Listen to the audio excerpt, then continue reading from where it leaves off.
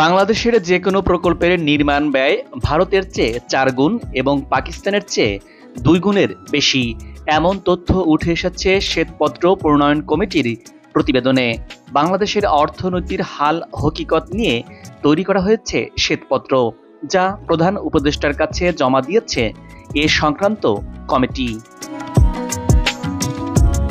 ছাত্র জনতার আন্দোলনে আওয়ামী লীগ সরকার ক্ষমতাচ্যুত হওয়ার পর দায়িত্বে আসা অন্তর্বর্তী সরকার দেশের সার্বিক অর্থনৈতিক অবস্থা তুলে ধরে শ্বেতপত্র প্রকাশ করতে গত 28 আগস্ট এ কমিটি গঠন করে। সিপিডির সম্মানীয় ফেলো দেবপ্রিয়র নেতৃত্বে 12 সদস্যের এ কমিটির দায়িত্ব পাওয়ার পরপরই কাজে নেমে পড়ে। নিজেদের মধ্যে বৈঠক করা ছাড়াও অংশীজনদের মতামত নেয় তারা। কমিটি গঠনের সময় বলা হয়েছিল, দেশের সামষ্টিক অর্থনীতি এবং খাত ভিত্তিক অর্থনীতির অবস্থা এবং সামনের দিনের জন্য করণীয় ঠিক করতে সুপারিশ থাকবে এ শ্বেতপত্রে। 90 দিনের মধ্যে সুপারিশ সম্বলিত প্রতিবেদন অন্তর্বর্তীকালীন সরকারের প্রধান উপদেষ্টার কাছে হস্তান্তর করতে বলা হয়েছিল এ কমিটিকে। অন্তর্বর্তী সরকারের গঠন করা বাংলাদেশের অর্থনীতির শ্বেতপত্র প্রণয়ন কমিটির প্রতিবেদনে বলা হয়েছে, বাংলাদেশে নির্মাণ ব্যয় এই অঞ্চলের অন্যান্য দেশগুলোর তুলনায় উল্লেখযোগ্য মাত্রায় বেশি, অথচ অবকাঠামোর গুণগত মান তুলনামূলকভাবে নিম্ন।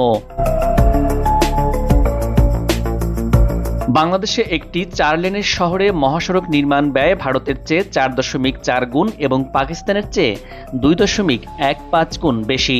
সুনির্দিষ্ট কিছু প্রকল্পের মাধ্যমে এই পার্থক্য স্পষ্ট বোঝা যায়।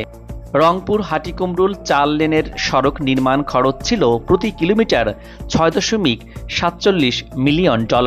ঢাকা সিলেট হাইওয়ে নির্মাণ খরচ ছিল প্রতি কিলোমিটার $7.06 মিলিয়ন। আর ঢাকা মাওয়া ভাঙা 4 লেনের হাইওয়ে প্রকল্পের খরচ ছিল প্রতি কিলোমিটার $113.7 কোটি টাকা।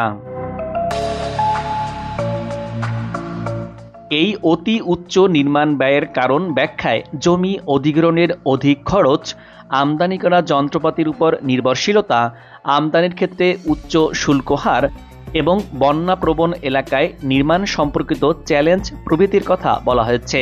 তবে বাস্তবায়ন পরীক্ষণ ও মূল্যায়ন বিভাগ MED অনুসন্ধানী সাংবাদিকদের বিশ্লেষণ এবং প্রকল্প নথিপত্র পর্যালোচনায় দেখা গেছে, এই কারণগুলো খরচের পার্থক্য পুরোপুরি ব্যাখ্যা করতে যথেষ্ট নয় বলে দাবি করেছে শ্বেতপত্র প্রণয়ন কমিটি। দর্শক, ভিডিওটি কেমন লাগলো আশা করি কমেন্টস করে আপনার মতামত জানাতে পারেন। আপনি কী ধরনের ভিডিও দেখতে চান আশা করি কমেন্টস করে জানাতে পারেন। ভালো থাকুন এবং আমাদের সাথেই থাকুন।